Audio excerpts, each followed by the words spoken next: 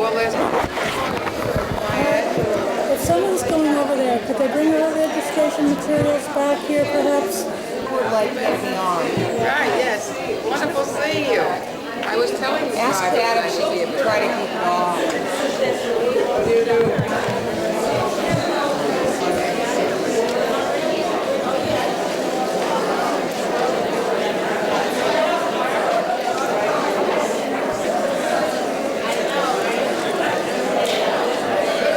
Patient about 3 or 4 minutes longer, then we will get going. We want to fill up the room, I think we probably will.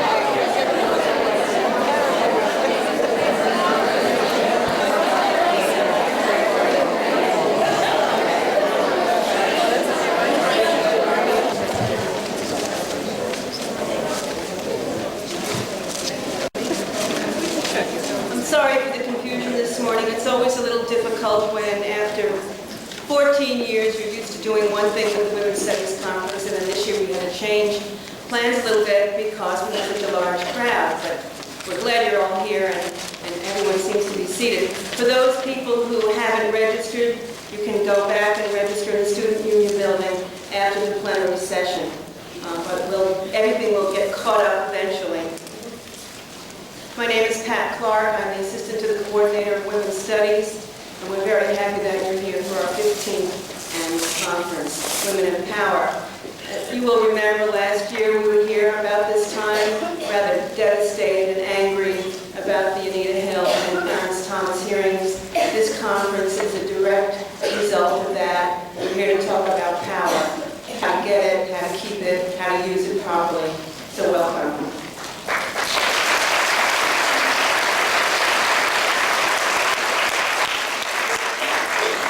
There are many people to thank for running this conference. The Center for Continuing Education, many departments and divisions on the campus who have sponsored this program. They're listed in a memo, a letter that's in your conference packet.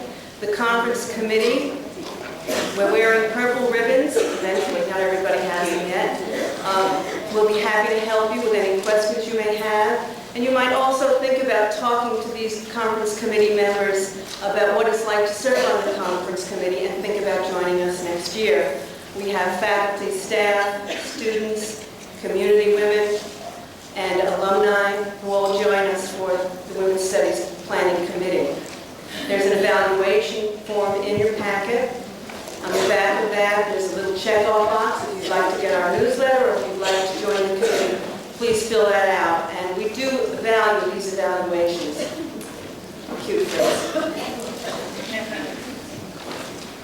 I'd especially like to thank Karen Mibus and the Hudson Valley chapter of Women's Caucus for Art who arranged and organized the art exhibit in the Purple Lounge. I hope you'll all get a chance to see that. It will be up until, I think it's up November 3rd. It's up for 3 weeks.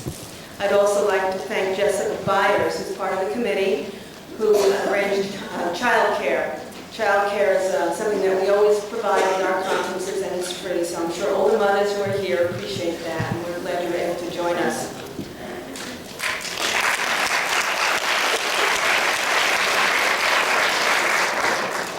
A couple of program changes, unfortunately. Session 1. A few people who don't have your programs yet, just kind of listen up, and we'll make these announcements again at lunchtime.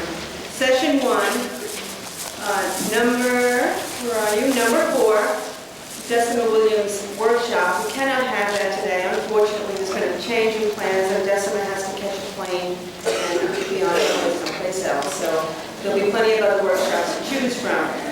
In Session 2, number 2, Countering the Backlash, Feminism in Your Face, is filled.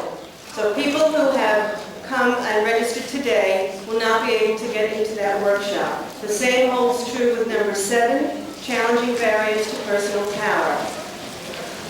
Outside each of the workshop doors, there's a list of the names of people who have pre-registered. They have priority for getting into the workshop, so I hope that you will all honor that.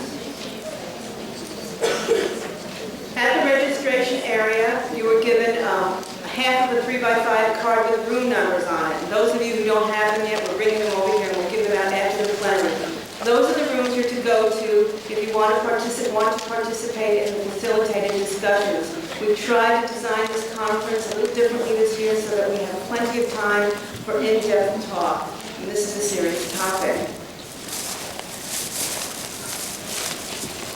Okay, one more announcement. I think I might be finished. Maybe two. At lunchtime, between 12:30 and 1:15, on the third floor lounge, just as you get off the elevator in the Student Union Building, there will be a special discussion and update about the Ulster County Human Rights Law, which is before the legislature right now. So please, if you have your lunch, take it with you, 12:30 to 1:15, Student Union third floor lounge.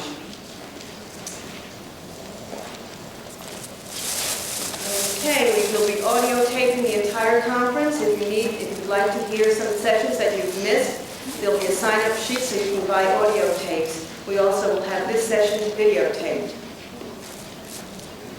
Finally, I'll end on a note about laughter. Tonight, at 8 o'clock in the multi-purpose room, at 8 p.m. in the multi-purpose room, for $2, Pam Stone from the TV show Coach, she plays the women's basketball coach, will be on campus, and she's a stand-up comic. You may have seen her recently in a film called Wisecracks about women comedians. Now, one thing about that presentation in the multi-purpose room tonight, they expect a very large crowd, and there won't be chairs. They're giving out sit-upon pillows. So if that's something you think that you don't want to do, I wanted to warn you that you'll be sitting on cushions on the floor. I think I'm done with my announcements. I would now like to introduce to you the president of our college, Dr. Alice Chandler.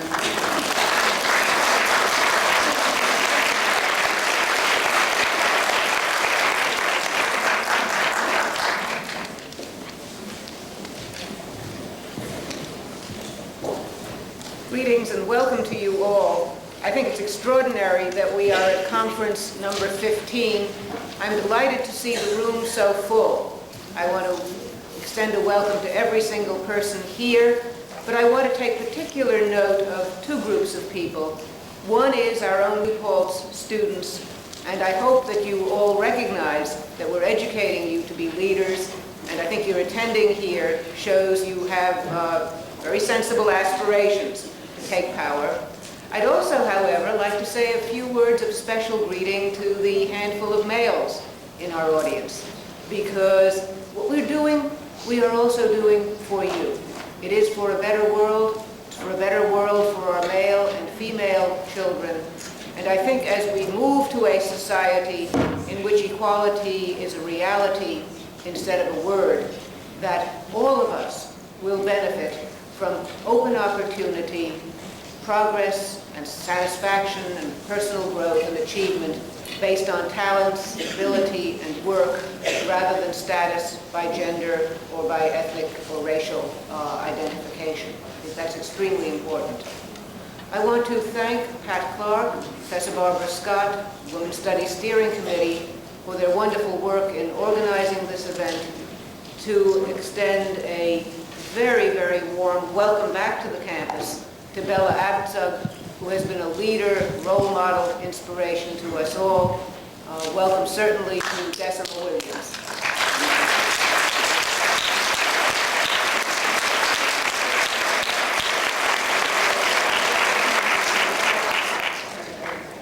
I think all of us of a certain age remember when Bella Abzug was a lone voice out there. And I think one of the things that's happening this year is that it is possible that women in our halls of power will no longer be quite the lonely figures that they have been. Now I have to tell you, this is going to be a very brief speech, but I've thought about it. And back last summer, at the time of the Republican National Convention, I was out in New Mexico, and every morning after the convention, as I went hiking in the mountains, I would compose this wonderful speech in my head. It was more like a litany than a speech. It began with an invocation to Anita Hill as the guardian spirit for us all, this new world that we were seeing being challenged. And it had a kind of litany of names to be recalled. It had names like Jesse Helms and Arlen Specter and Pat Robertson and Rush Limbaugh. It contained, this speech, a sort of wonderful approach to the misuse of the word family values, which were so often being used to express values which were neither loving, caring, nor nurturant. And I know that someplace in that speech, I worked in a biblical allusion to Susanna and the elders. Remember the prurient, hypocritical elders who stared on Susanna when she was bathing naked and then condemned her for wantonness. I was thinking a lot about Susanna and the elders back last summer. Unfortunately, I didn't write the speech down. It's a pity. It has faded into the limbo of all those wonderful conversations you have with people that you never get to say, and all those expressions of self-righteousness that die a warning. But I do want to come back to some of the underlying thoughts I had at the time, because I see this period in 1992 and this 1992 election as being in many ways a referendum on the status of women in the United States. There are certain critical issues which we identify almost immediately, particularly the issue of reproductive rights. It's very clear that to some degree, this election is a referendum on women's right to choose. It also, in an overt way, is a referendum on the nature of the family and what we really mean by family values. There are a great many other issues, however, which lie below the surface.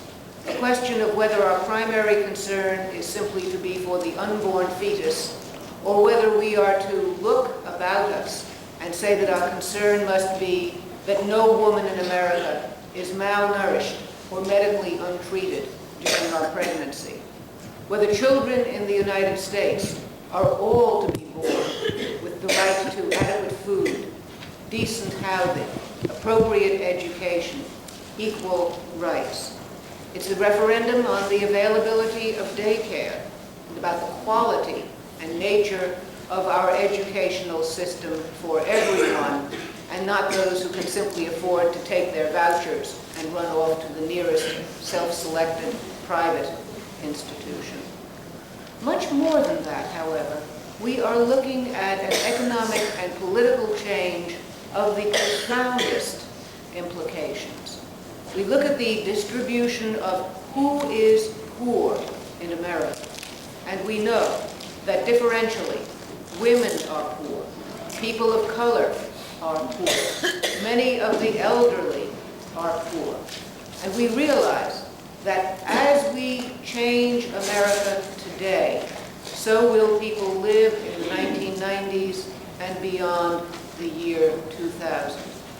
There are children out there, born, about to be born, who desperately need our help, because it is a scandal and an outrage that 2/5 of our children live in poverty at some point in their lives.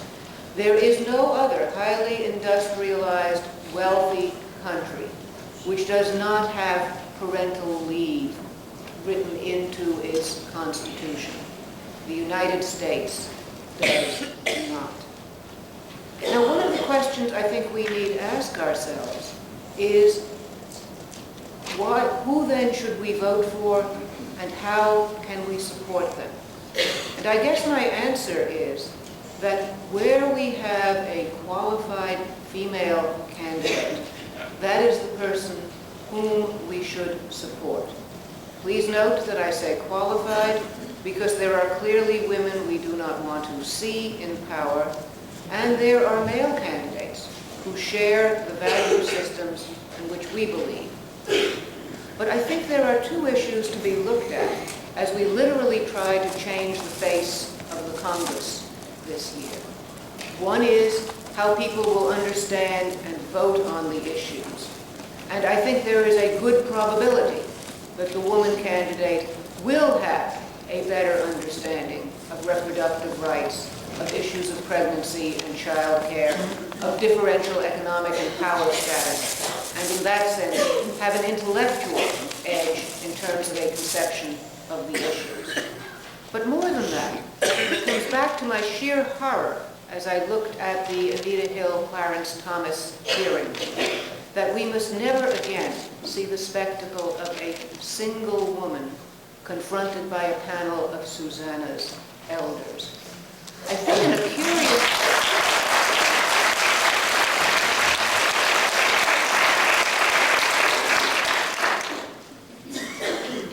I think it is true that women beget women. Not in a biological sense. Certainly, we beget our sexes in equal numbers. But in the sense that the presence of women in positions of power makes it easier for other women either to be appointed or elected to power. And until we have touched those levers of authority, whether in the legislative halls, in business, in industry, and in the professions, then we will not see the changes come for other women. It is not enough to be a single woman in a position of power. One must do what one can to see that other women have opportunities and make progress. And so, pragmatically, what I think we must do at this time in this election is certainly to cast our votes for the candidates who represent our values, to give our time wherever possible, and it was precious for all of us, to those candidates whom we can help. And finally, and I've said this before to this group, send money. We have an excellent vehicle this year in Emily's list. It's time that women start doing in great numbers, perhaps with smaller amounts, what men and power structures have been doing for a very long time. And that is buying the television time, buying the advertisements, buying the bumper stickers, engaging in the big business of election. I know that it's harder for women because their economic status tends to be less affluent. But I think all of us have to try in this election to make sure that the candidates who represent our values do come out ahead. Because ultimately, we are talking about a vast philosophical change. I think it is so vast that none of us can yet fully grasp the implications.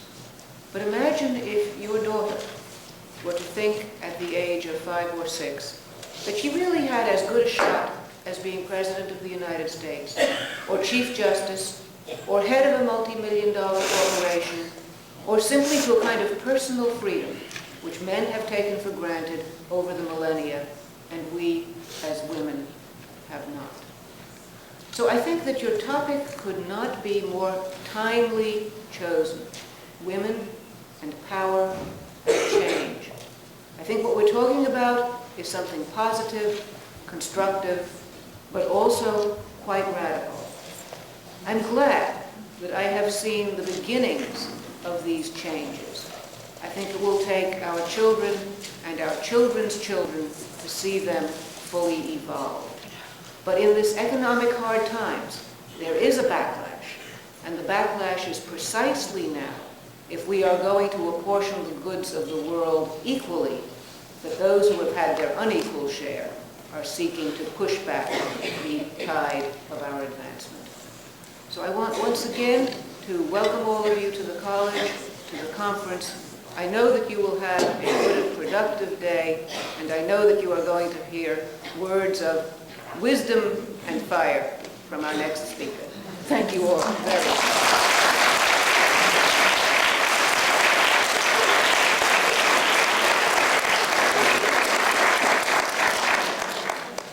Chandler is a very tough act to follow, I must say. Hello, I'm Barbara Scott, the acting coordinator of Women's Studies. Before I begin my very brief remarks, I'd like to make a correction to what Pat Clark had just told you earlier about the program.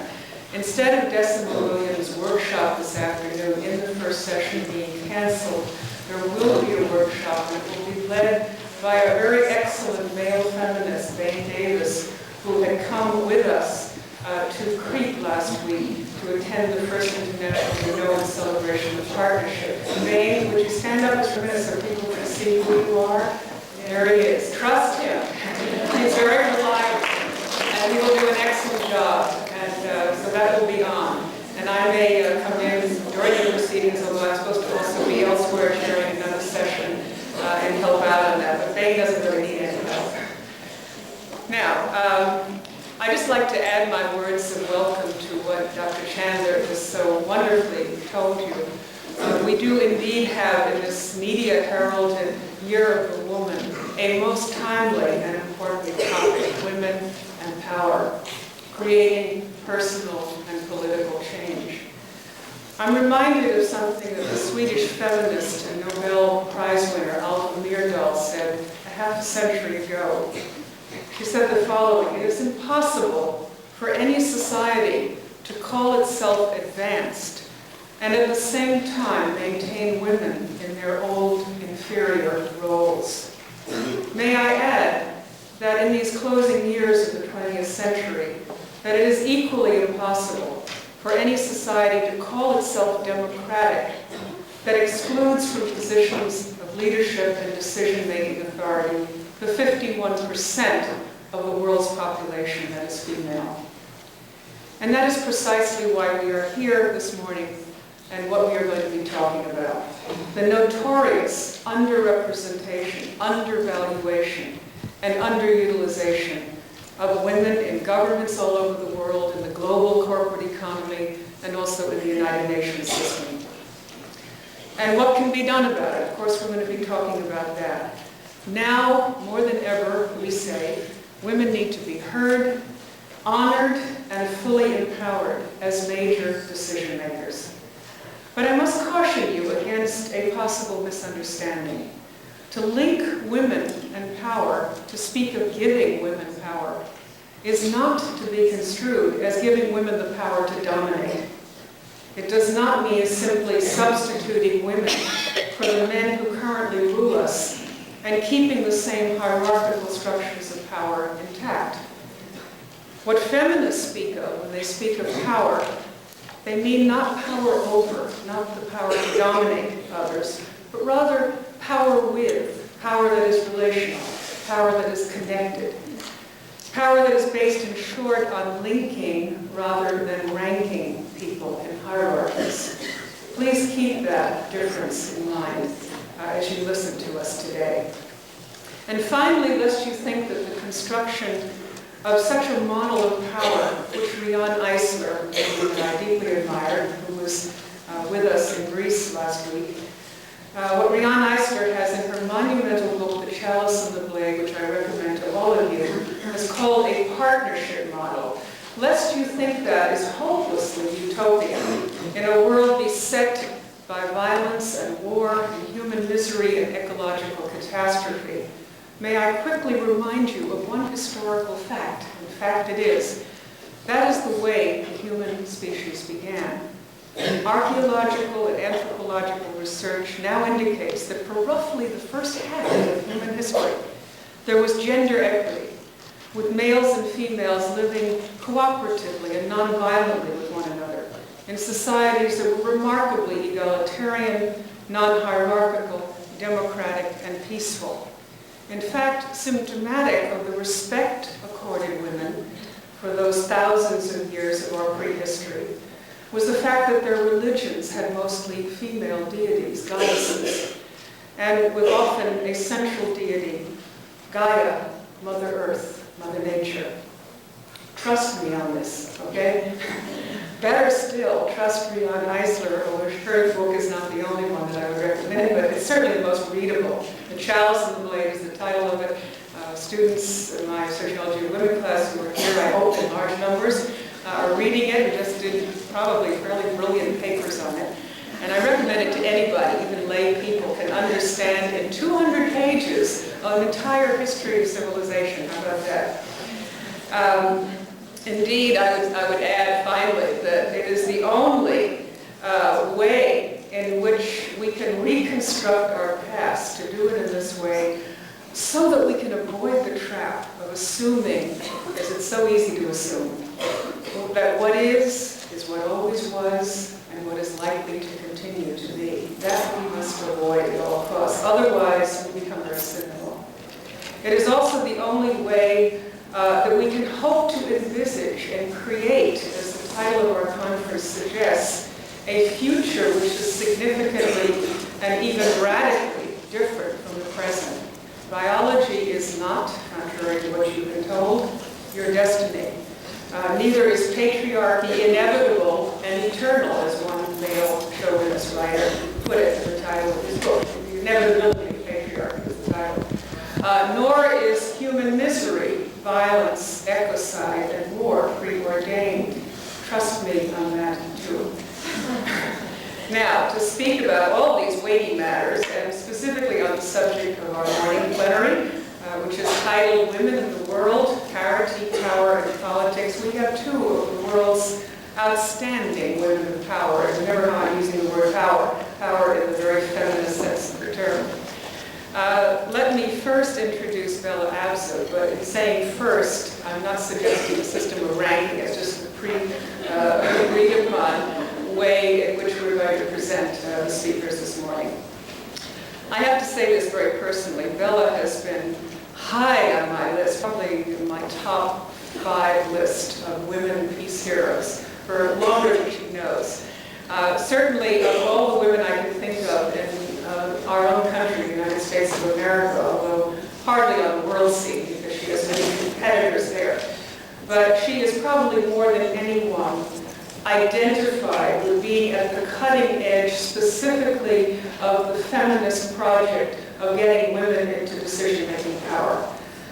She's a native of the Bronx. Bella received her law degree from Columbia University Law School, specializing in civil liberties and labor law. At the age of 50, no less, and representing parts of Manhattan, she became the first woman elected to Congress on a specifically women's rights and peace platform. During her last term, Bella, served from 1971 to 1977, was chosen by her congressional peers in a U.S. News and World Report survey as the 3rd most influential member of the House, quite an accomplishment for having only served a few terms in Congress. And a 1977 Gallup poll ranked her as one of the 20 most influential women in the world. I'll second that. As a congresswoman, she became known as a champion of women's rights and reproductive freedom, as well as the First Amendment. Last year, the New York State chapter of the National Organization of Women presented Bella with its Eleanor Roosevelt Leadership Award. And what could be more appropriate than citing that, because we had an excellent program last night, which many of you were at, the play based on the life and wisdom of Eleanor Roosevelt. It was so wonderful. In 1977, Bella was appointed by President Carter to head the National Commission on the Observance of International Women's Year, presiding over that landmark National Women's Conference the same year. Following that, she helped organize the Women USA Fund, a nonprofit group dedicated to women's issues, which in turn evolved into the Women's Foreign Policy Council, to specifically get women's voices heard in councils of state and the inner sanctum of decision-making in our country and indeed everywhere in the world. As co-chair more recently of the Women's Environment and Development Organization, she presided over the World Women's Congress for a Healthy Planet in 1991, which I had the great pleasure of attending, and it was one of the most excellently organized events that I've ever been to, and I go to a lot of these conferences. She also led successful efforts this past June to incorporate key sections of the women's agenda that came out of that conference in Miami into the official documents approved at the Earth Summit in Brazil. And I'm sure she'll be talking to you this morning about that. She was recently appointed by Mayor Dinkins as the chair of the New York City's Commission on the Status of Women, and is currently directing a national parity campaign to help increase the number of women in Congress. It seems as if she's succeeding very, very well. Would you please help me welcome Bella Abzug?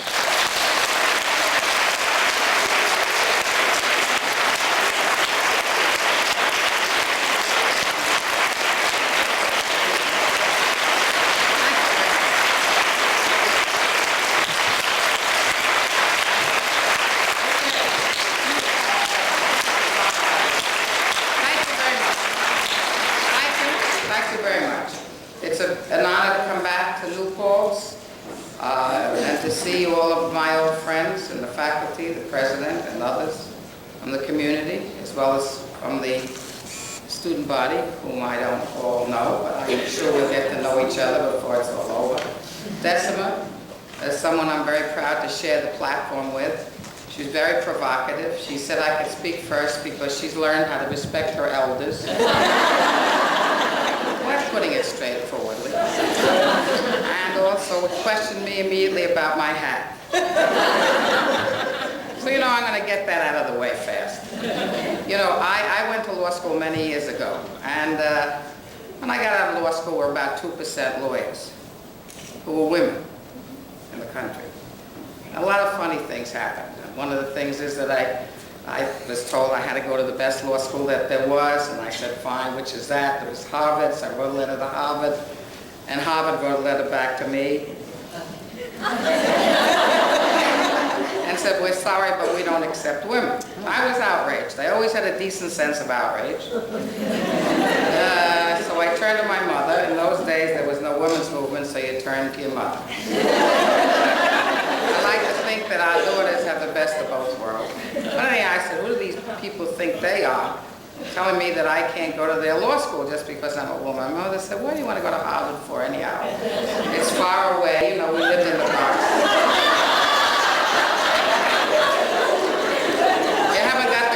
Anyhow, we're just coming up out of the Depression. Unfortunately, unless we change this administration, I mean, we may find the same things that some of you folks, young as you are, haven't experienced, which was difficult. She said, we don't have the car fare. Anyhow, I'll go to Columbia. I hear it's not too far from the house. You see, those were the family values that we were proud of. It was important to be near the house.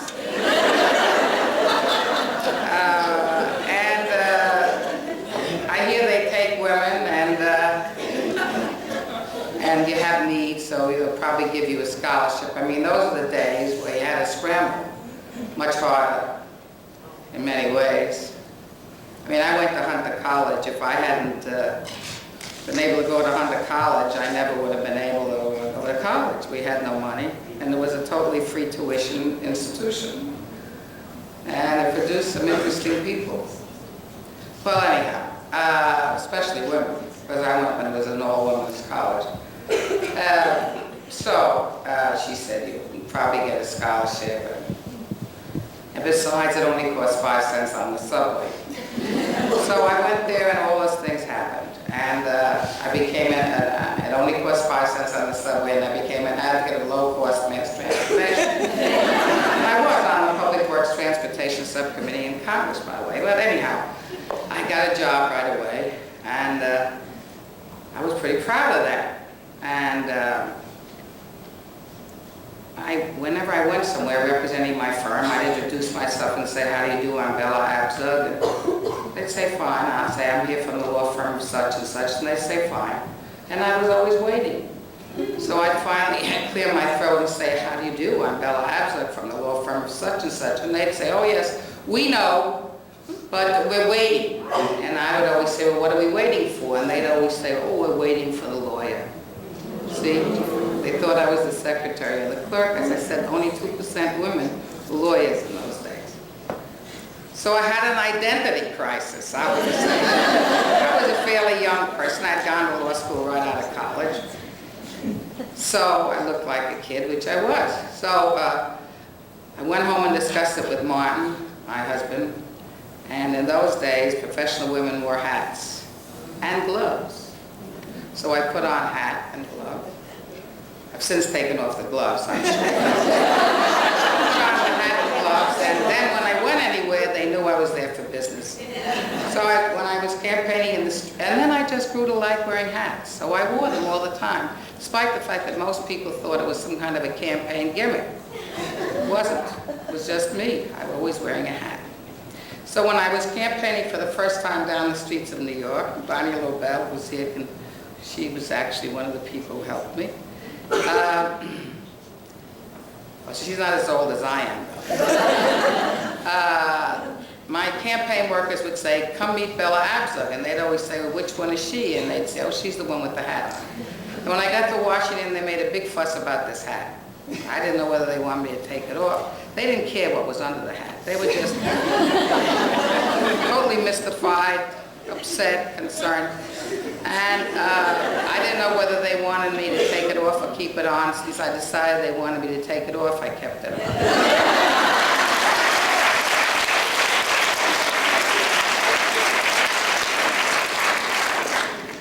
It's a long story for a simple fact, right? All right, well, what can I do? I like to get it out of the way, because then it gets less mystifying. Well, I think it's a very crucial moment to hold this conference, as was said so excellently by the President and Barbara. Because as the 20th century nears its end, which has been an era of tumultuous changes, clashes of democratic and totalitarian ideologies, and changes that were dramatic and radical, devastating wars, poverty and assaults on the environment, and unquenchable hopes for a world of peace, human rights, and economic justice, a constant theme of the growing worldwide women's movement has been the need for empowerment of the female half of the human race. The year 2000, which is not too far from here, want me to speak louder? I can speak very loud. The year 2000, you see, I start slow, and then before it's over, okay, the year 2000 has been repeatedly invoked as the goal for the achievement of feminism's holy grail of social, economic, political, and legal equality. Women struggle for their rights not only because they regard equality as inherently just, but because they believe that by sharing equally with men the power to shape and govern societies, they can create a better world for all people. Great, once unimaginable, positive transformations have occurred in the status and lifestyles of millions of women and everywhere. In the developing nations, as well as in the industrialized superpower nations, women are organizing to change their lives. Women still remain a majority of the poor and illiterate in all countries. Many have made remarkable progress, and others are on the way. But for millions of women all over this world, human rights, equal rights, is still the icing on the cake that they have never tasted. Millions remain ghettoized in cultures dominated by patriarchal and fundamentalist religious values, and in the former Soviet Union and Eastern European nations, theoretically liberated, women are caught up in a misogynist backlash that threatens even the limited rights they once had taken for granted. With a few notable exceptions, women seeking equality have been finding it difficult to break into the male power structures, political power structures, and others, where the decisions are made about how people, men, women, and children are to live and how they are to die. As the United Nations report pointed out, whether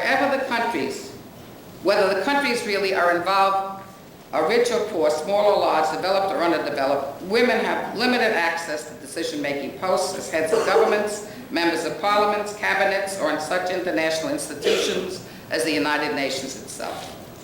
We had a great deal of progress in the UNCED, or this Earth Summit, the last 2.5 years, which culminated in June in Rio. But the fact is that in the official government delegations, there was still less than 10% of women represented, and there were less than, I think, only 3 heads of state who were women. Only a handful of women are presidents and prime ministers. The most recent survey showed an average of 11% inclusion of women in the legislatures of the world, ranging from about 1/3 or more in a half a dozen countries to 0 in some Middle East countries. In Norway, which has a strong women's movement, Gro Harlem Brundtland has been a greatly admired and effective prime minister, with half of her cabinet and 35.8% of her legislature consisting of women. By contrast, in the United States, which is probably the largest and the most activist women's movement in the world, and where 1992 was being acclaimed as the year of the woman, the outgoing Congress has only 6.4% women members, and even if twice as many as we expect will be elected to the new Congress, the world's leading democracy is still in the lower ranks of legislatures with equitable inclusion of women. In South Africa, neither black women nor men were yet able to vote as 1992 was ending. In Kenya, scene at the historic UN Decade of Women Conference in '85, there were only 2 women in the parliament as of now, I think, and Dr. Wangari Maathai, the internationally acclaimed Greenbelt leader and former parliamentarian, was jailed and in a later episode beaten unconscious when she led a political demonstration against the one-party dictatorship of President Daniel Arap Moi. And in Jordan, which has no women in the parliament, in 1992, when a popular woman TV news commentator announced a decision to run for office, Muslim religious leaders told their followers that it would be permissible to assassinate her. She lost not only a seat in parliament, but her job. She's still alive. Although the cultures, circumstances, and status of women vary greatly among the nations of the world, in the majority of male-led governments, the environment remains either indifferent or hostile to sharing political power with women. Will women sharing power equally with men change the way we live? One woman who believes so is President Mary Robinson of Ireland. Although she holds an office that is largely ceremonial, in a speech at the 1992 Global Forum of Women, she described her election in 1991 as the psychic equivalent of the collapse of the Berlin Wall. And by the way, I was at that conference and I met her, and I'd been to Ireland some years before the famous case that had a lot to do with opening things, namely the right to this young child to have an abortion. Anyhow, since taking office, she said she has seen women changing events and the perception of the events. As women lead, she continued, they're changing leadership. As they organize, they're changing organization. When women lead and articulate their purposes, it seems to me that they work together not only as individuals, but with a sense of community and networking in a healthy way. Women have fresh and imaginative skills of dialogue and are setting a more open and flexible, compassionate style of leadership. From President Vigdis Finnbogadóttir of Iceland, where they have the only feminist political party in the world, really, came this comment: even if women do not make the world better, at least it won't make it any worse. We all know that. Her smile indicated her belief that women's leadership would bring positive change, a view held by women everywhere when they gather to share that vision of women setting new priorities for a more secure, economically just, and healthy planet. In this, which has been really the bloodiest century in human history, which dawned at Sarajevo with an incident that launched the World War, followed by hundreds of other large and small wars, and is ending at Sarajevo with brutal murders of children, women, and men, mass rape, and violence spurred by age-old ethnic rivalries, greed, and macho behavior, and with mass starvation in Somalia, where 2 male leaders violently compete for political power. Is it not time to admit that the present dominance and style and conduct of male leadership has been a disaster?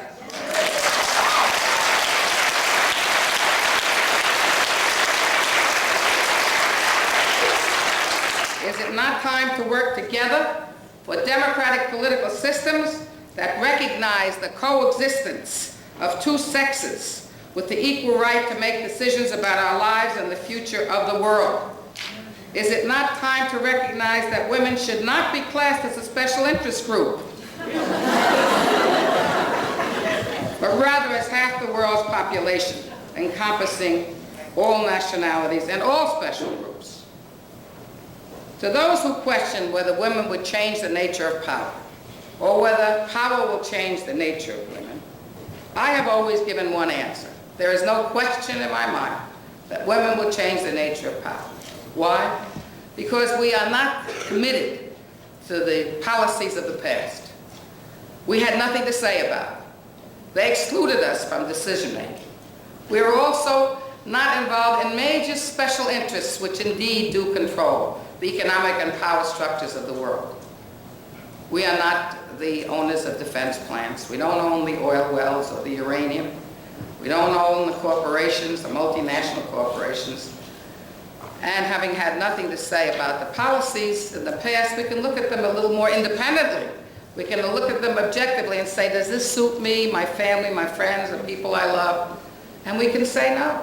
I remember when I was in the Congress of the United States, I was a strong opponent of the war in Vietnam. And I did it pretty heavily. regularly. And finally, you know, people would come up to me and say, well, Bella, don't you think we feel upset about being lied to about the Gulf of Tonkin resolution and so on? Yeah, I said, so act on it. They said, we can't because we have committed ourselves to a different policy. And that is the way the thinking in the male power structures is. These are policies which they developed and they're stuck with them and they stay with them until there's a massive movement from the outside that pressures them to change. They don't change. I mean, we try to get them to open up to impeach Nixon. I mean, I had the honor of being one of the first to call for President Nixon's impeachment. But they thought I was absolutely crazy.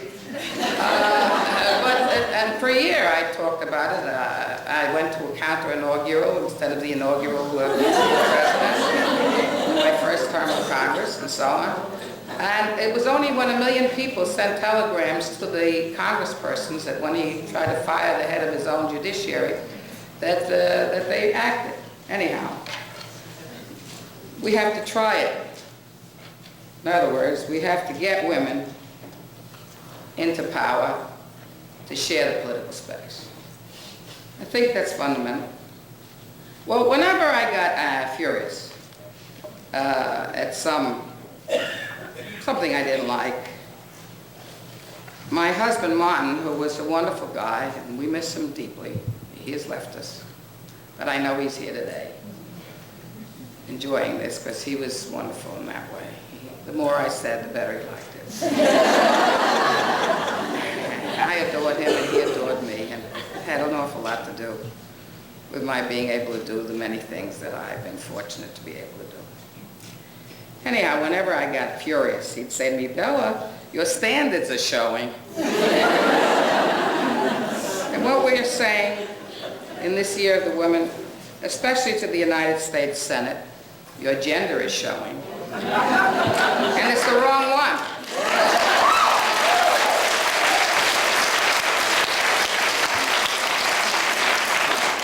For 50 years, Margaret Sanger shouted from the housetops, no woman can call herself free as long as she continues to allow the Senate of the United States. No woman can call herself free who does not own and control her body. That's what Margaret Sanger said. I have very scribbly notes. I can't even read my own handwriting.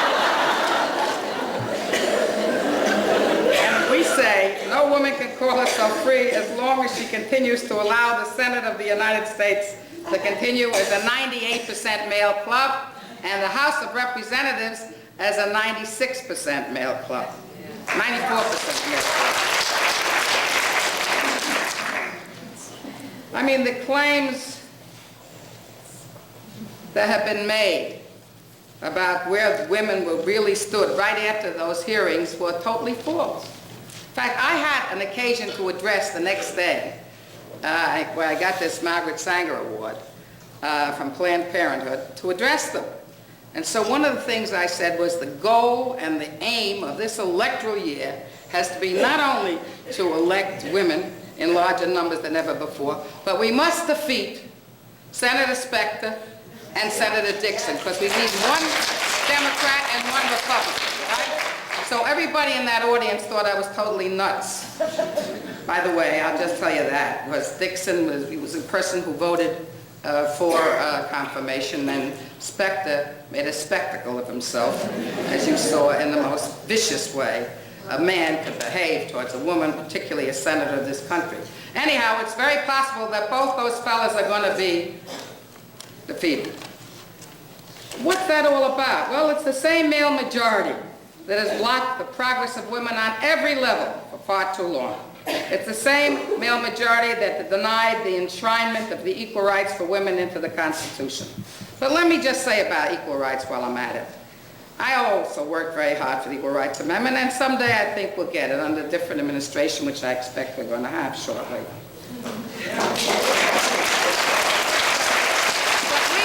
But we just, it's overdue, must declare ourselves equal, because women are equal, and we have to demand of all institutions and all forces of power that they recognize that equality, whether we have it in the Constitution or not, because that's not going to change the fact that we are equal. And that's a premise on which we must proceed. It's the same male majority that has failed to protect our right to choose. It has been the same male majority that has failed to enact a meaningful child care system, that has failed until recently to enact the Family Leave Act, that has yet to enact amendments to the Civil Rights Act that guarantee damages to women discriminated against under Title VII, that still supports a male military megalomania that continues to pour billions into the arms race after the ball is over.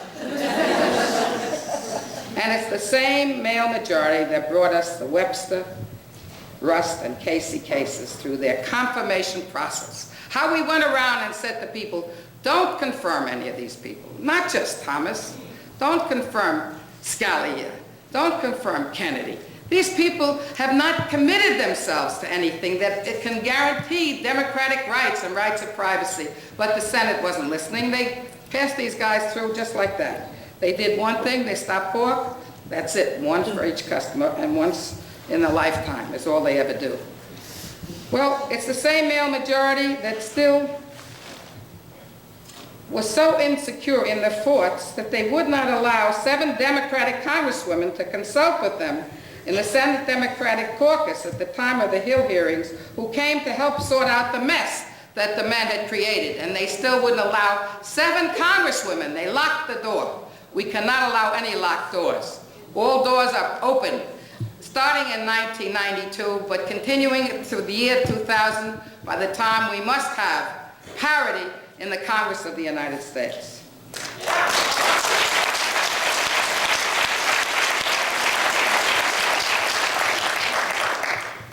These guys couldn't figure out what to do. First, they ignored it because in their own lives, this is part of a culture they participate in. And when they did get this woman before them, they were threatened about a lifestyle and a culture that they had grown up under, because we're challenging that culture. We're challenging the fact that women in every place, not only the workplace, have to be treated as dignified human beings, regardless of what they're committed to. And for men to be able to continue to treat women as subjugate and as inferior is a continuation of an old culture, the remnants of which are clearly very much with us. And that's a job we all have to participate in eliminating.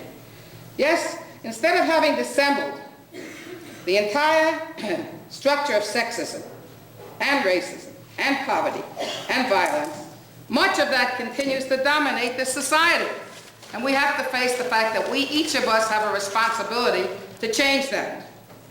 We're witnessing a crisis in government.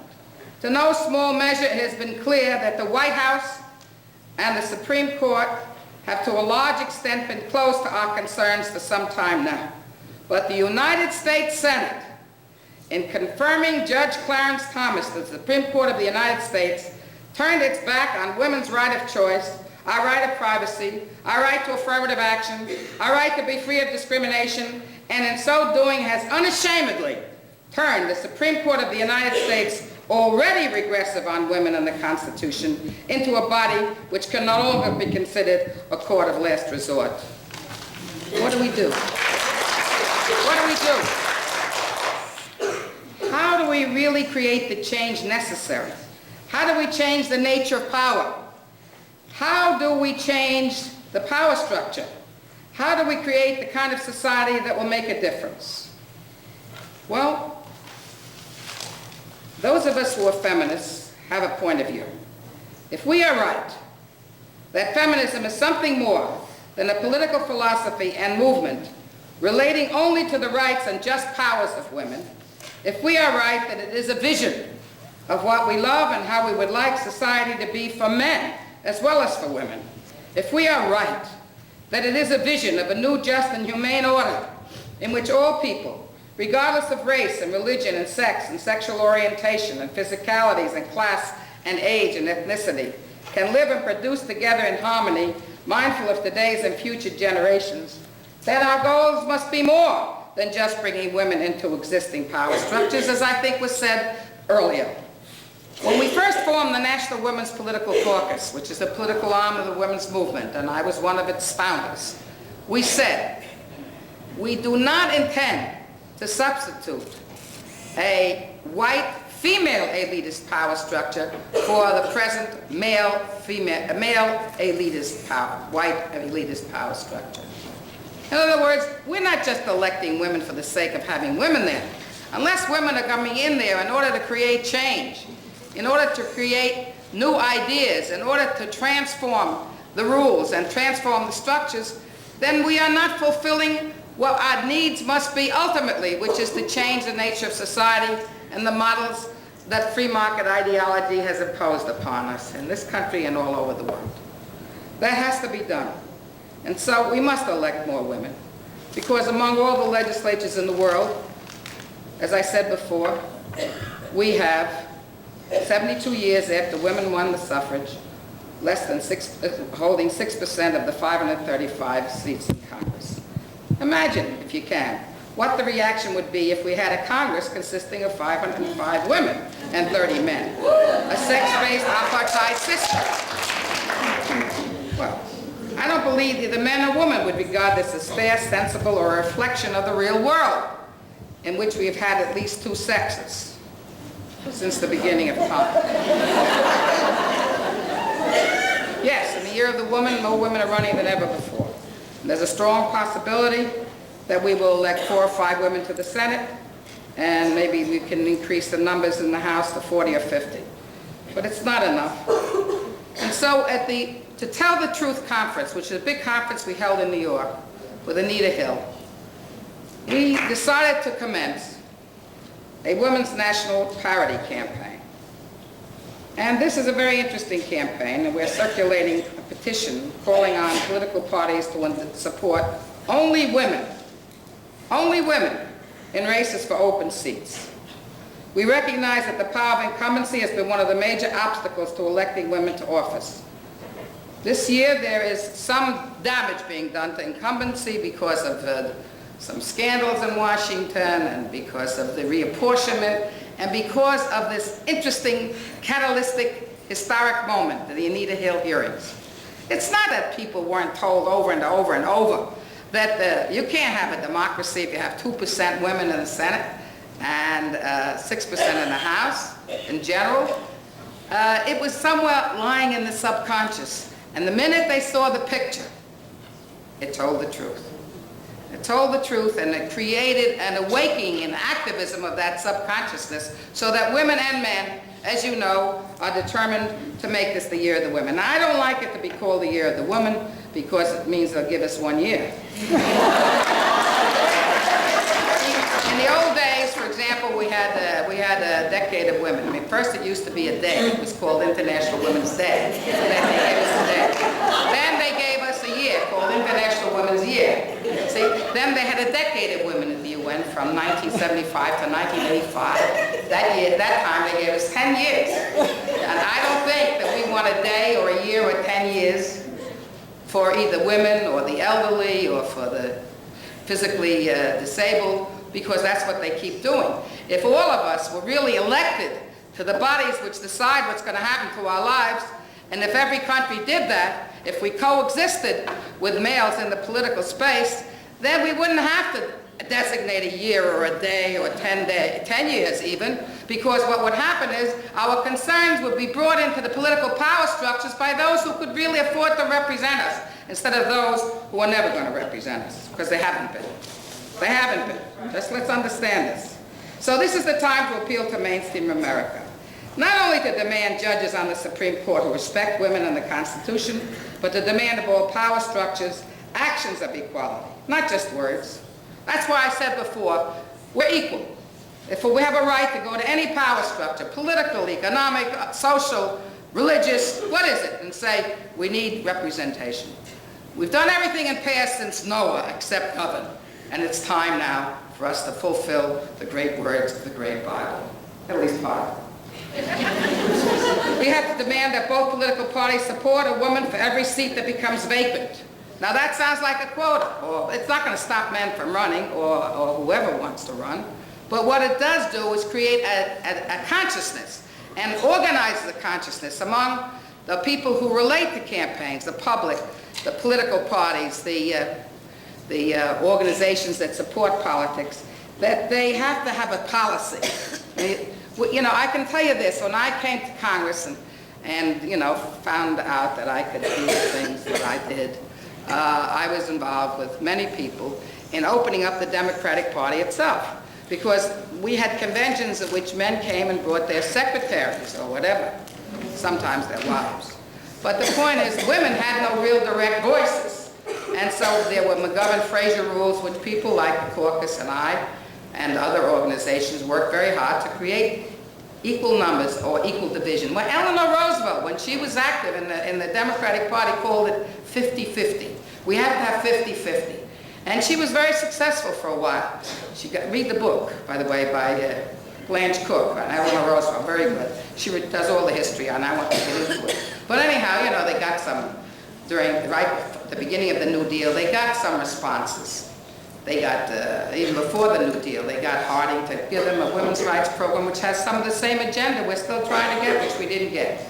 Because once women got the vote in 1920, they figured this is an important force. The problem was that they even let women get onto committees, but then when the women came to their committee meetings, their doors were locked. I'm serious, this is all history. But they did propose 50-50. It wasn't a new idea. That was a great idea, but it took us until the 70s to finally get equal division. So what we're simply saying is it's not really a quota. It's just a recognition that women have been here from the beginning.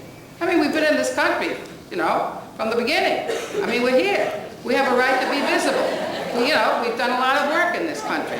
We've raised its children, we've worked, and we've struggled, and we've fought, and we've supported. Anyhow, so we have to make this demand. Now, I forgot to bring the petitions with me, but if you write to our office, there's other material here. We have parity petitions called National Parity Campaign petitions, and it says, change this picture, and it says that we want to support women only until such time as we have some level of parity. Otherwise, let's face it, you can have all the meetings in the world, all the conferences in the world, nothing's going to happen. It'll be a continued incremental changes. Yes, we have an opportunity now to show that there is more support for women and more women being in power. But we have to keep the pressure up. That's why I don't want to call this the Year of the Women. Let's call it the era, E-R-A, of the women. Okay? So we can make our era as long as we have to. So we can't continue to play in the playpen of the patriarch by the rules which they crafted. And that's why I'm suggesting a different rule. I'm saying, let's have a different rule. We weren't contemplated to be in office at all at the time the Constitution was written. They didn't even put us into the Constitution. So now I'm simply saying, okay, you got to make up for that. And the way to make up for that is to support only women. That is, not everybody's going to do that, but if it becomes a public commitment, it'll happen more. So we have to push the tactic. See, that's what I'm trying to say, and you people are the pushers of the tactic. We can't be satisfied with our positions in the past, our actions of the past. We've learned a lot, we know a lot, we're very sophisticated, we know how to negotiate, but now we have to raise the ante. Raise the ante. We have to demand new rules, new rules, new rules. We have to work for candidates. Yes, we have to contribute to candidates. We have to see to it that we do that on the presidential level and create the change that they keep talking about. And we hope it is change, and I think it will be changed, and we will help to change what is now there. But I think, because women have a big gender gap, many more women are voting for Clinton than they are for Bush. And it's our job. And once we can prove that we were an important margin for his election, then we have a right to continue to make demands. One of the big problems we have is we elect people, but we sometimes forget to look at them and figure out what they've been doing and continue our demands. Well, at this time, and I believe with the Democrats are going to win, we have to insist on our demands. And don't forget that. On every level of political parties, from every elected official, from the top to the bottom.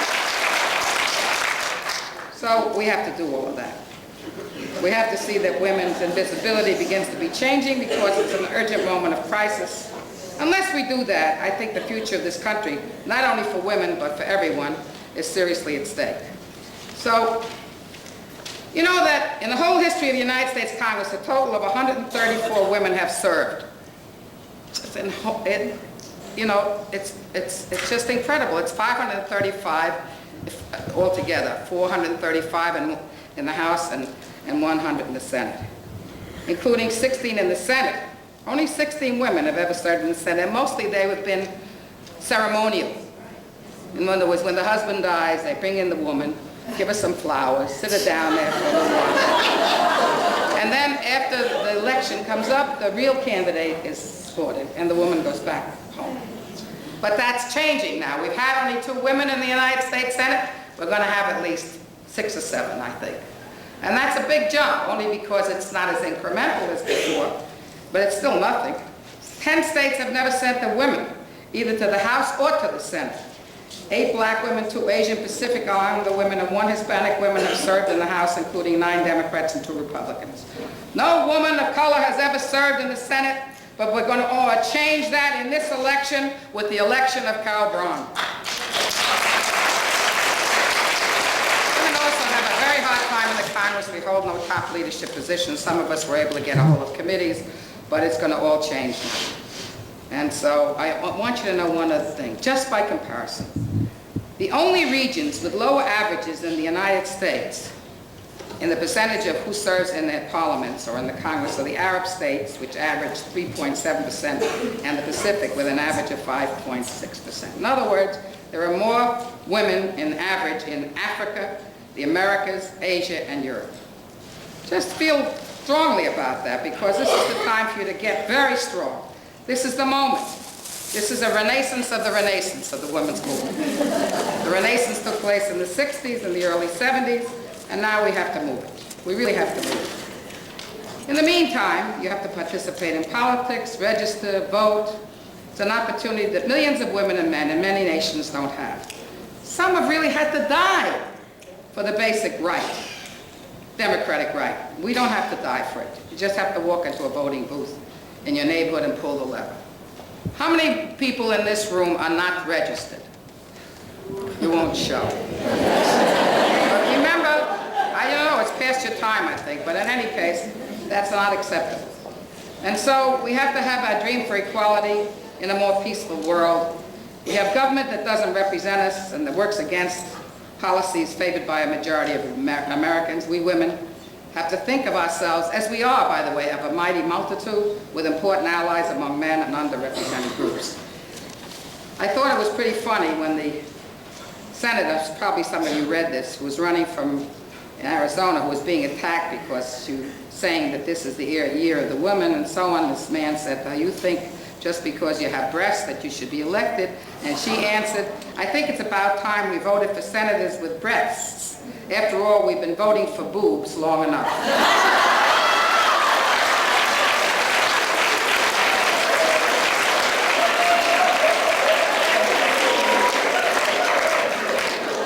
Well, response to the threats of reproductive choice, and I'm not going to go into details on that because you have a panel, I see, with Janet Benshoff and so on. I'm not going to go into a detailed discussion of choice. But it has awakened many young women and men in this country to realizing that your democratic rights are not always going to remain there if you don't fight for them. We tend to do that. That is, we take these rights for granted. I mean, young women, young feminists don't want to be feminists because they got equal rights. But they don't really have equal rights, and all of you who think that, just get in touch with me when you go out to try to get your first job, and we'll have a discussion about what the problems are. Anyhow, I think sexual harassment, which has been seriously projected into the public arena, has likewise broadened the participants in the movement for change. The right to reproductive freedom is so fundamental a right that it may never be allowed to be used, as the anti-abortionists are attempting, as an instrument of narrow-minded social engineering. What is at stake is not only abortion. This is a whole effort on the part of the ultra-right wing and those who have been captured by it to control. Not only to control one's body, but to control everything. Control how we live, what we think, where we pray, what kind of lifestyle we have. It's an effort to create control in a democracy which is totally unacceptable, and it has to be presented in that light. Because it's not just a matter of the choice whether or not to have children or how many to have or when to have them at all. It's a matter of a choice to be living free in a democracy that is being taken over by ultra-right-wingers, and that's why it's so crucial in this election to change. The Republican convention was much more reminiscent of rallies that took place in pre-Nazi Germany and places like that, both in Southern and otherwise. And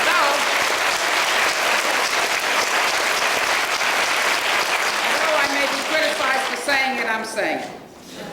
And the effort to impose the gag rule is not only a denial of the right of privacy, but it's a clear and direct invasion of the right of speech under the First Amendment, and it augurs the kind of thinking that they have. I think the best statement made on the choice issue was by a group of leading black women in this country who said, choice is the essence of freedom. It's what we African Americans have struggled for all these years. The right to choose where we would sit on a bus, the right to vote, the right for each of us to select our own paths, to dream and reach for our dreams, the right to choose how we would or would not live our lives. That's what's at issue, and that's why when people say, well, it's just a controversial issue, baloney. It's a much bigger issue. It's a fundamental challenge to society and a democracy as we know it. Just as the failure to have roughly equal numbers of men and women faults us and doesn't permit us to really call ourselves a democracy. Until we change that, we can no longer call ourselves a democratic society. Now, I want to just spend a little time to, and the Congress, just one more word on the Congress. Place, which is the place where the groans of the people should be heard, have placed the sanctity of continuing in office through no risk-taking positions over the protection of the constituents that they've been represented by. Just remember that. That's all they cared about. That's changing, and you can change it more by the actions. And the question is now, where is America? You see what's happening. Walls have come down against overwhelming odds. Overthrowing military rule in Latin America, questioning and dying for democratic authorities in China, running with groups of glasnost, concepts of glasnost and perestroika in the Soviet Union, opening up the heads and hearts and borders in Hungary, and so on and so forth. What's happened to America? Those people all put their lives on the line. They were rather peaceably able to create fundamental changes. Of course, we don't know the outcome yet, and that's a real problem. That's another speech. The admission, and so we have a responsibility to look at the rest of the world. And if we do, we recognize that the world has a survival problem itself. A survival problem. Some scientists believe that in 50 years, the earth will burn itself up. Why? Well, it's a world where there's homelessness and AIDS and drugs and breast cancer and famine and disease and poverty consuming human beings, in a world where food and air and water is increasingly poisoned, where 1/3 of the forests are dying, where shorelines are receding, and where arable land is becoming desert and eroding, where it's predicted that the average temperature of the earth will rise because of the perforated ozone layer. And so we have to recognize that we don't have much time. And so when the United Nations called upon world governments to hold an Earth Summit, which was completed in Rio in June, we said, in my office, our organization, well, let's make sure that the fate of the Earth is not going to be decided this time without the participation of women. And so we put together women activists from all over the world, working day and night, heart and soul, for 2 years to make the Earth Summit policymakers and their Action Agenda 21 responsive to the needs of women and our views and our demands. Our organization, which is the Women's Environment and Development Organization, and our 55-member International Policy Action Committee approved a Women's Action Agenda of 1,500 women from 83 countries at our World Women's Congress for a Healthy Planet. Women came, 1,500 of them from 83 countries, every color, class, and creed, and worked together not only to create an agenda which is there for you to take, but we also took our agenda and lobbied for 2.5 years to get the Women's Action Agenda as part of the Action Agenda at the United Nations. And we succeeded because we organized a consensus initially between women of the developing country and the developed countries. We came in among the thousands of NGOs, non-governmental organizations that participated, united and strong. And we worked day and night until we got most of what we had asked to put into the documents in there. In fact, just as an example, Principle 20 of the Rio Declaration states, women have a vital role in environmental management and development. Therefore, participation is essential to achieving sustainable development. Our agenda is there. Okay. I told you I was going to get a yellow slip. Anyhow. You can read about it. Our newest project is that we have taken on ourselves to organize further this enormous women's network that we put together to have a report card on the world, on its natural environment, its social environment, its political environment, and its human resources. It's a grassroots tool. You can organize in your own community to see what's the nature of your environment. If you need more copies, I have some here. You can get in touch with us at our office. We also have parity petition campaign petitions, and so on. I've gone over my time, but I just want you to know when women organize and work at it assiduously, they can create a lot more change than if we don't organize. If you read in that, in other words, coming to conferences is not enough. That's what I'm trying to say, okay? It's the action that counts. That's why we called it Women's Action Agenda 21. We're now going to go monitor everything that the UN decided. They have thousands of references to women. When I first looked at the first UN document in the preparatory committee meeting, we were mentioned twice. And when I was given the honor to address some of the ministers that were there and talked about the needs of women, one guy got up and said, this is a leading minister from his country. Well, I give my paycheck to my wife every week. And another guy said to me, I knew him for years, I never heard a more diabolical attack upon men, which was ridiculous. I was merely talking about the needs that women have, economic needs, and all the other problems. And it scared the hell out of them, because they haven't paid any attention to that. And that's why, and we have a wonderful statement in which we said that caring women, we speak for the millions of women who experience daily the violence of environmental degradation, poverty, and exploitation of their work and bodies. As long as nature and women are abused by so-called free market ideology and wrong concepts of economic growth, there can be no environmental security. And it's a great statement and so on. It's in our action report, and if there isn't enough copies, you can write for more. Actually, the NGOs had enormous participation and access because the Secretary General was very open to all NGOs, and especially to women. In fact, Bangari Maathai and I actually addressed the UN when the heads of state were addressing them, and believe it or not, we were very well received. Are you shocked? I was. See, you got to be able also to be shocked, because if you're not shocked, then you're not going to act. You see, you got to be shocked. I was shocked because they're boring and they've drawn on and on and on, and they usually don't listen. I got their attention by saying, Mr. President, Mr. Secretary General, ladies and gentlemen, and other endangered species. So that was it, see? They just needed somebody to wake them up, and they got us. And the point is that our conference was enormous. I mean, senators and cabinet ministers in the Miami Congress were there with women who were peasants, who had never been out of their villages, and they produced a fantastic agenda. I'm sorry I won't have enough time, perhaps in the discussion, to describe to you some of the things that people said from all around the world. And so we're now at the point where I got to give this platform up. I got to give it up to this wonderful Decima, but I will tell you one thing. Before I give it up, our definition of environment includes everything. It's not only air, oil, or earth, or water. It's economic rights, it's economic justice, it's human rights, it's equal rights, it's changing the paradigm. I'm not sure I totally agree with Ria and Isla, but we were pretty much in the same place. Different words, but people who write and teach use all kinds of difficult words. But we have the same idea. In our century, nothing has happened without the effort from people on the outside.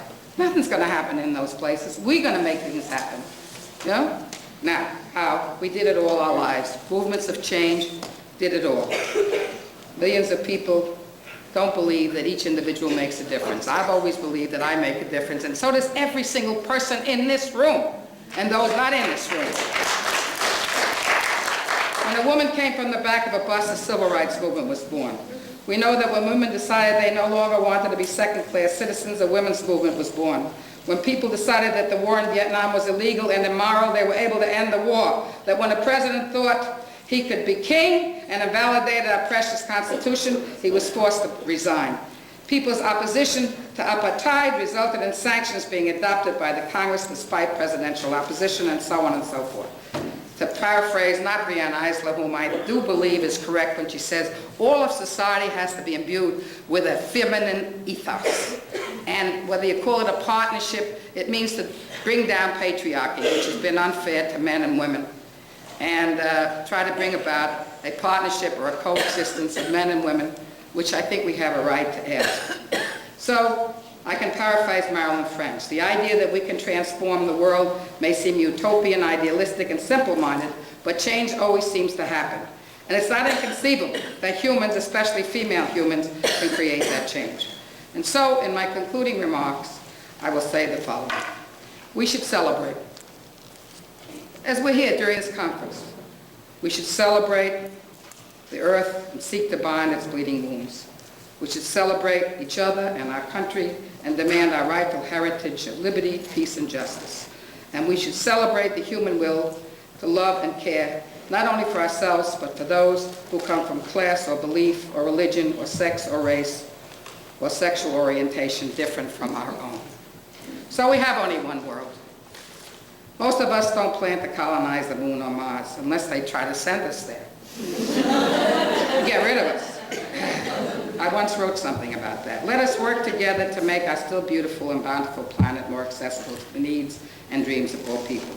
And finally, this is the last sentence, I hope they go. Let us look forward to the day when a majority, let us look forward to a different day. Let us look forward to a day when the President of the United States addresses the Congress in the State of the Union address, regal in her purple silk dress.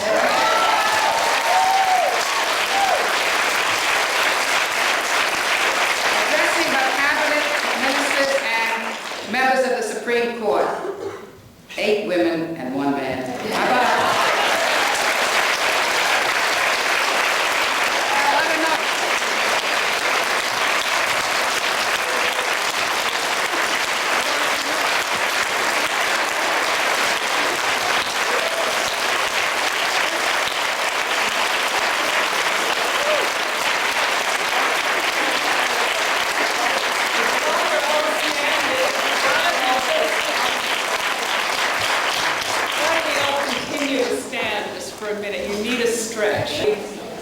Still haven't gotten an interview with Decibel Williams, but that's going to happen, I think, in Boston next weekend. Decibel Williams served as the ambassador to the United Nations and to the Organization of American States from Grenada, her native land, during the period from 1979 to 1983. During that same period, she also served as the alternate permanent representative to the Inter-American Commission for Women and deputy permanent governor to the World Bank. She has written and lectured extensively on Grenada's revolution and is also the co-author of a 2-volume documentary on the subject. For the past 10 years, she has also been a television commentator on such topics as U.S. foreign policy, women political leaders, events in Grenada, and other developing nations. A member of the International Advisory Board for Women for Mutual Security and Peace, Decima has served as the co-chair for the group's first international Minoan celebration of partnership that we spoke about earlier, which was held last week in Crete, in the nation of Greece. She is also on the advisory board of Oxfam, responsible for the Caribbean and Latin American subcommittee. Currently, Decima is a Jacob Ziskind, is that how you say it? Visiting Associate Professor of Sociology at Brandeis University. We give a rousing welcome to Decima Williams.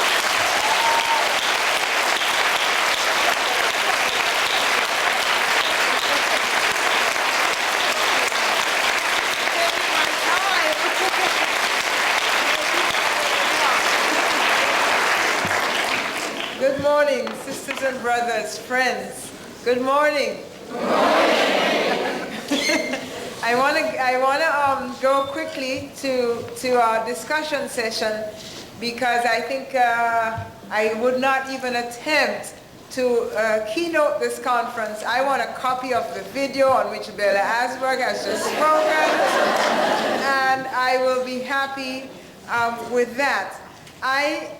I'm just so excited to be here because there are many currents, and Barbara will tell you that there are so many events that mitigated against my coming. Of course, coming back from Europe in a bit of a whirlwind, having played hooky with my class, I was a bit anxious not to extend my departure from Brandeis much longer. But I needed to first give you an apology that the reason I won't be able to stay for the afternoon, the rest of the conference, is because we are, as was said earlier on, I'm on the board of Oxfam America, and we are really in our board meeting yesterday and today, and we are struggling to deal with two issues which I also raised with you this morning, and I'm the main advocate for it, so I must get back. In any case, I want to congratulate the President Chandler, and I want to congratulate Barbara Scott, both who have been very persistent in holding the conference. But Barbara and her assistant, Pat Clark, reached me in Grenada this summer and against all odds convinced me to come.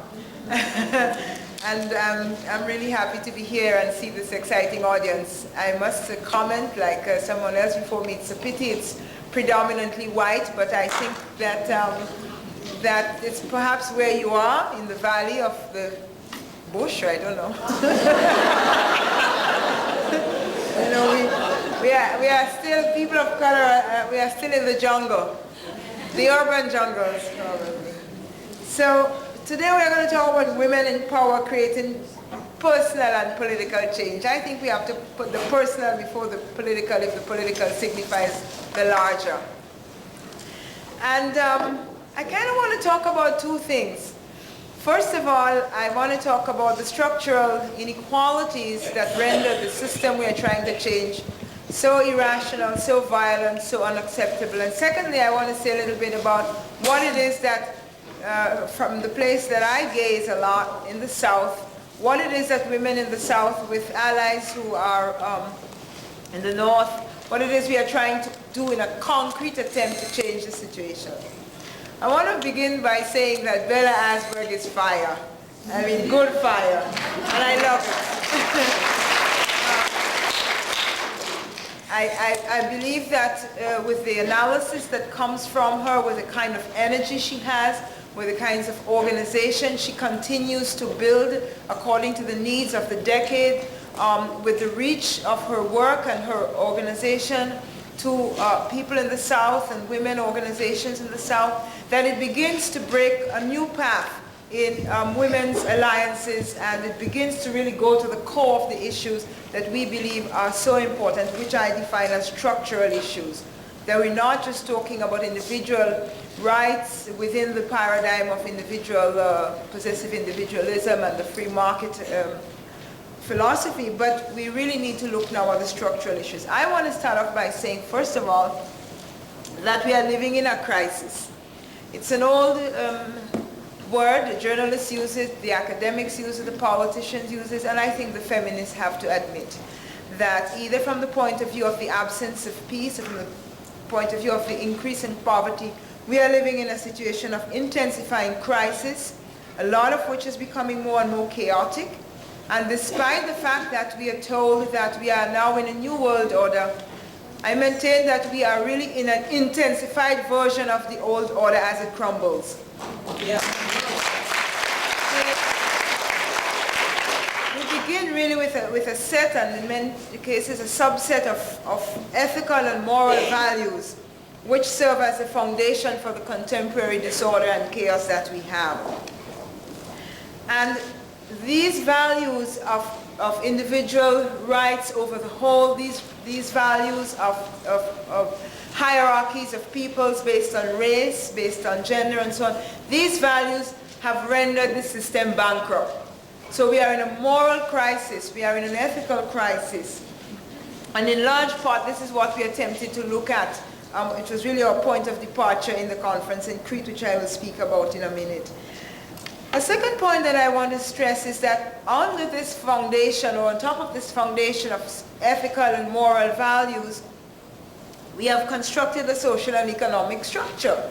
And I think Bella is right again, that this is a structure that has been constructed essentially by men, but essentially by men and organizations and power in the North. Certain powerful centers. Wealth and power rests on this structure of inequality. Written and unwritten law holds it in place.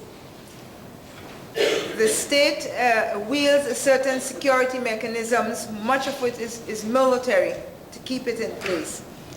Fear is an important apparatus in keeping the system in place.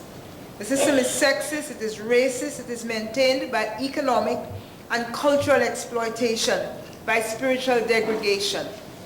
And I have coined a term for this state of affairs, this structure, which I call, we are living now in a period of a structure of gendered global apartheid. It's nothing short of that. It is apartheid, you know it very well. It's economic exploitation, it's racial degradation of other, it's security apparatus that is out of control, the generation and reproduction of more and more poverty for the largest majority, more and more wealth and power for a smaller and smaller minority. It is essentially Eurocentric, it is essentially patriarchal. Gender global apartheid engulfs all of us, and I'll just give you two sorts of statistics to help bring it into focus, maybe three. The first one is put out by the United Nations, and here we are not seeing the traditional geography of countries in the north and countries in the south. If we look at the globe, if we look at the system, apartheid, at a global level, we realize that there are, and we divide the world into the population of 5 billion. We divide it not by countries but into fifths. The richest fifth, whether they live in Bangkok or in, I don't know, Malibu, or in other parts of the world, wherever they live, the richest one-fifth, which includes people like Imelda Marcos, yes, you know, and so on. They own and control anything from 81 to 95% of the GNP of the world, 81 to 95% of the trade, of domestic savings, of direct investment, of wealth, of cultural privileges, of leisure.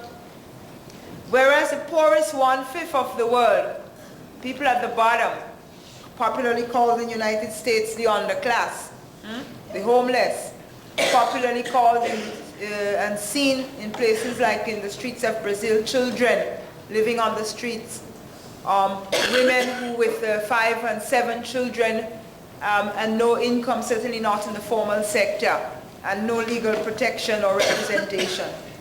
This poorest one-fifth own and control no more than 1.5%.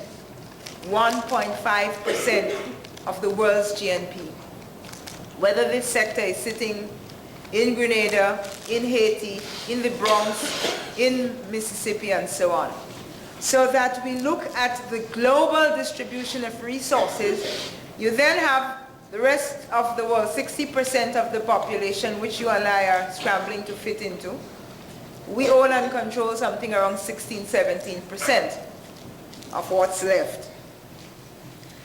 The second way to look at it is something put out by the movement in the United States, the popular movement, and he says as follows, and these figures do not all correlate, but they're indications. He said if the world were a global village of 100 people, 1/3 of them would be rich or of moderate income. 2/3 would be poor. Of the 100 residents, 47 would be unable to read. And only 1 would have a college education, 1. would have a college education. About 35 would be suffering from hunger and malnutrition. At least half would be homeless or living in substandard housing. Of the 100 people in this global village, 6 would be US citizens. 6. These 6 would have over a third of the entire income of the whole village. And the other 94 would subsist on the other 2/3. And how would the wealthy keep their wealth and keep their privacy? Why, of course, they would arm themselves to the tune of about twice as much per person on military defense as the total income of 2/3 of the village. This is the structure of gendered global apartheid. But why am I calling it gendered? I'm calling it gendered because everywhere from Malibu to Brasilia, women and poor women who are not of European descent, but women are the greatest victims. Even in the system of apartheid, where black men who work in the mines in South Africa are paid worse than white men, work longer hours, do not have the right to vote, do not have the right to visit their families, do not have the right to use certain public facilities. The women whom they leave behind suffer more. They can be raped. They can be controlled by their brothers and fathers and uncles. They have to be caring for themselves, the children, and the elderly.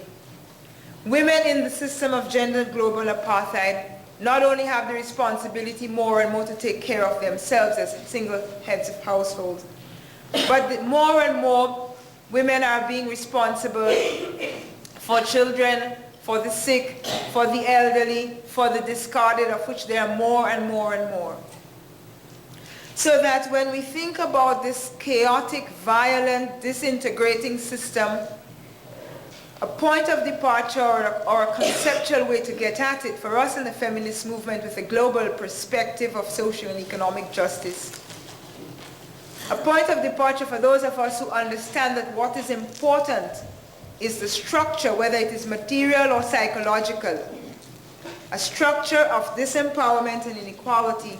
The concept of gendered global apartheid gives us a way to envision it. I want to make a third point that within this structure of gendered global apartheid, the North, the West, and in particular the United States, is the most active disempowering agent in the system. The most active disempowering agent. Those of us from the Americas take as our point of departure the 500 years of resistance to the coming of Christopher Columbus. The 500 years of colonialization which he ushered in. The 500 years of genocide of the peoples of the Americas, which the Columbus legacy brought. The 500 years of the degradation of the hemisphere. The 500 years of slavery and the free market enterprise system which we continue to adulate. That in fact, these last 500 years for us have been the place through which we have had to resist this continuous and active disempowerment.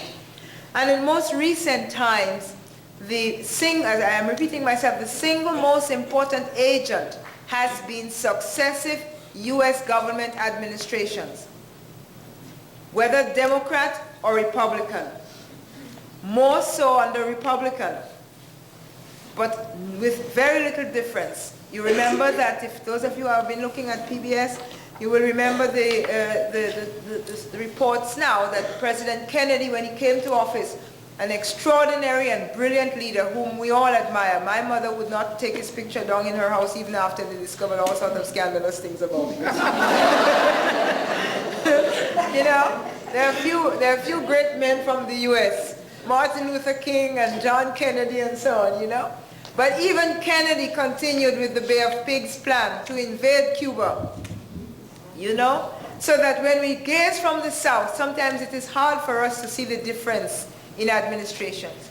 President Carter, somebody who we heralded, who came in saying what's important is not the East-West conflict, but in fact the issue of decolonialization and the challenges posed by the 1970s for the 100 new nations of the earth.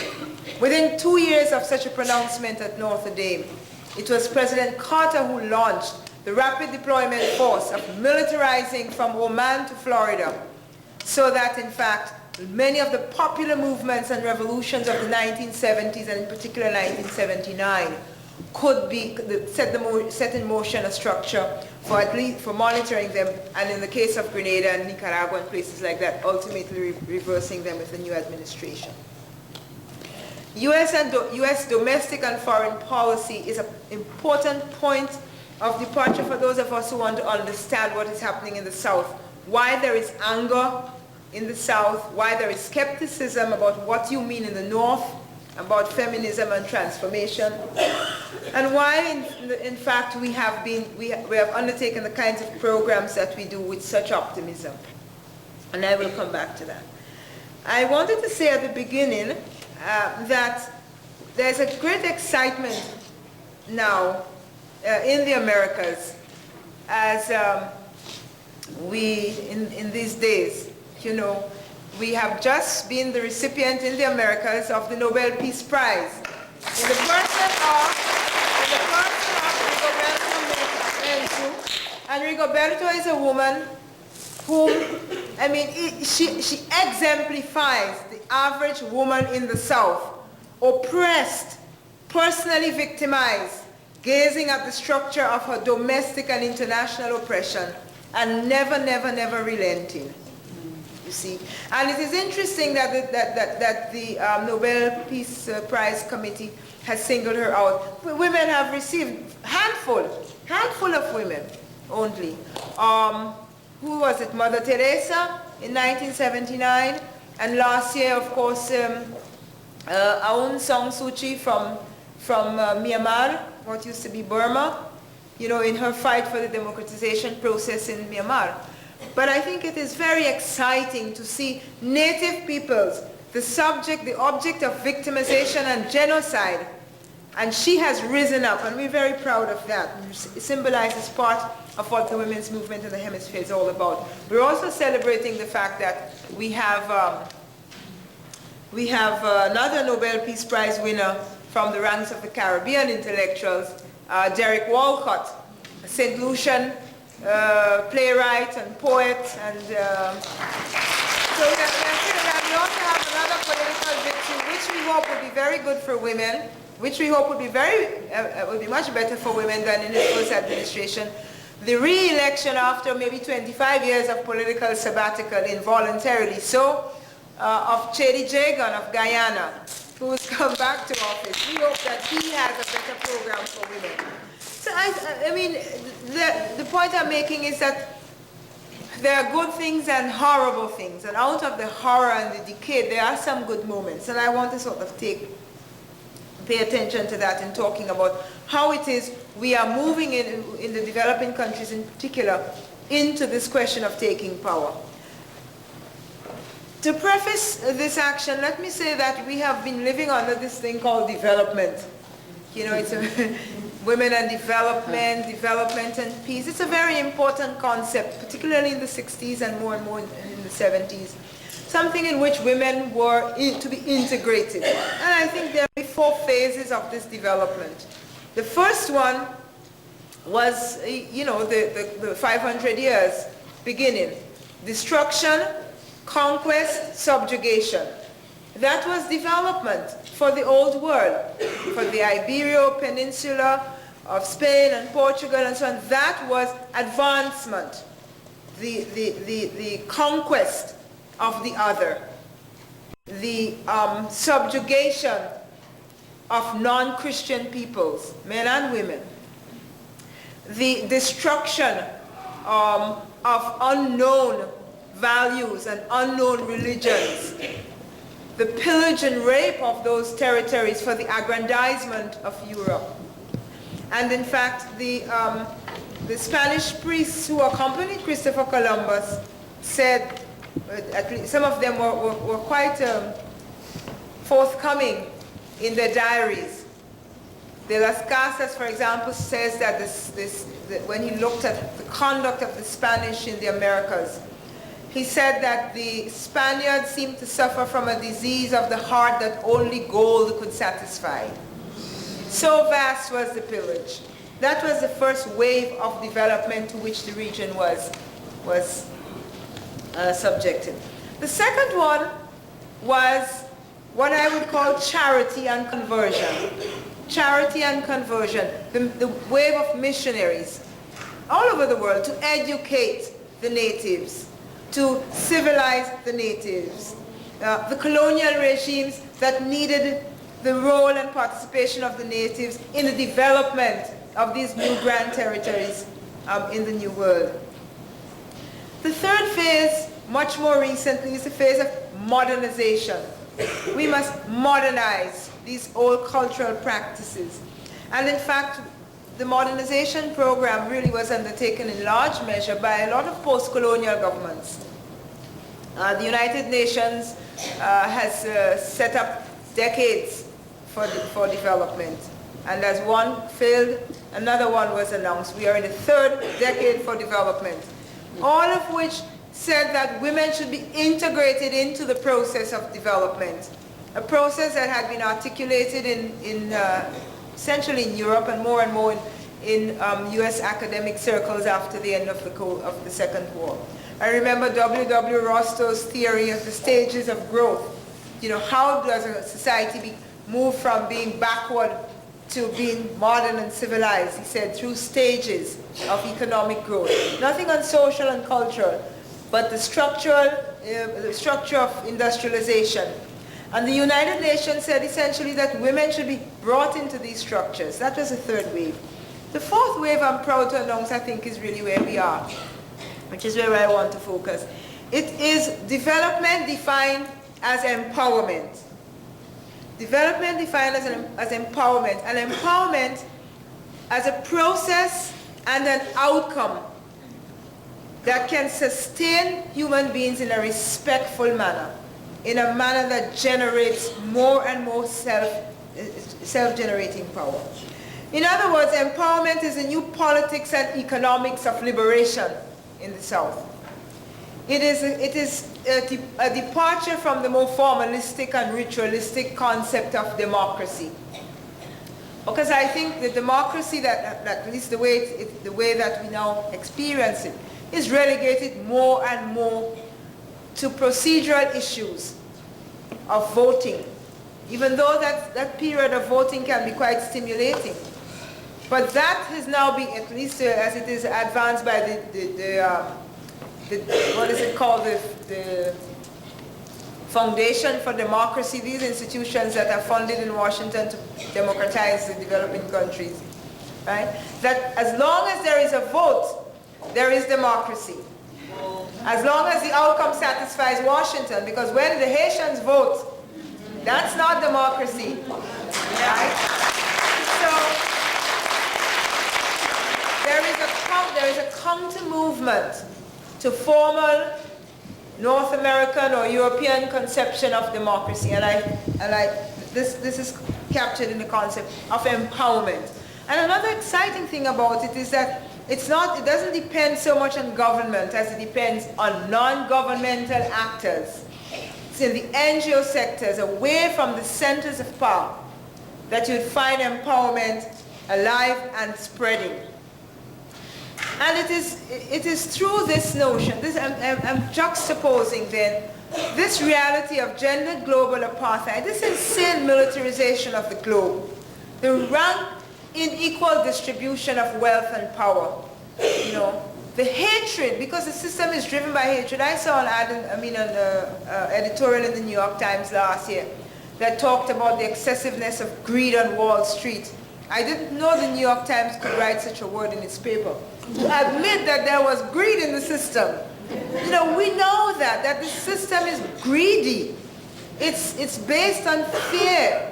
It is based on distrust. And these are things that we live in unless we are consciously working to change our values, to change our own consciousness about the importance of these ideas that have been essentially handed down and serve some better than more than they serve us. So in shifting from gender global apartheid, I'm proposing and I'm suggesting that what we find, and this is not Decima Williams speaking, this is what I see when I gaze south. The movement of empowerment in the non-governmental sector led by two major streams, the grassroots organizers and women. Women. In fact, the most exciting thing now in the economic sector, in the informal sector and so on, is what women are doing. And this has come about as a result of the 1980s. During the 1980s, we had structural adjustment. You had it in the US, but nobody calls it that. I like to call it the Reagan Revolution, which took from the poor and gave subsidies to the corporations. And this was the same policy promoted through USAID, through major institutions of the UN even, right, to empower what was seen as the change agents, you know, those where change could happen, big business, not the state. The state should not build roads and provide agricultural subsidies. The state should get out of all of that, said the IMF papers and the USAID programs. And in fact, let the magic of the marketplace take hold. Well, in response to that, a number of creative initiatives were undertaken. And the first thing in creating power, in transforming powerlessness to power, to a sense of being empowered, a group of women met to do an analysis of what was happening, because you can't have the action if you don't have the analysis. I mean, you can have the action, but it's stronger and better and more likely to succeed if it is supported by an analysis that is fairly reasonable as far as one understands it. And so, in the 1980s, many poles, many centers, many networks grew up of women who were victims of the decentralization and the shrinking of the state, and placing the burden more and more on those who are least able to carry the burden of development.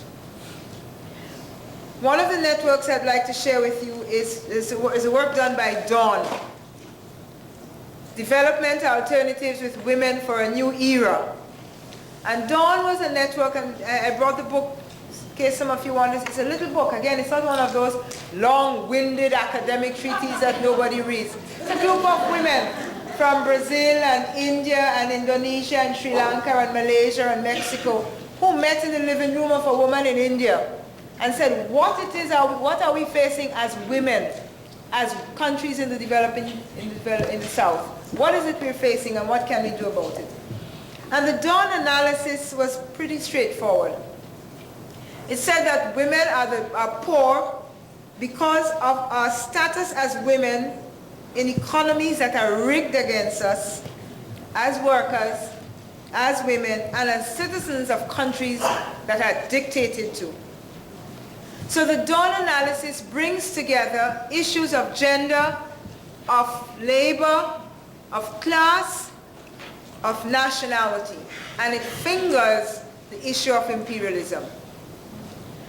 The Dawn analysis says, essentially then, that by the time you get to poor women in rural settings, you have layers of oppression, structures upon structures of oppression. And that instead of taking them one at a time, just as women, or just as workers, or just as India, or just as Haiti, that there is a complementarity to all of these themes and all of these existences that make for an understanding of why it is the largest numbers of poor are women in the developing countries, in the rural areas.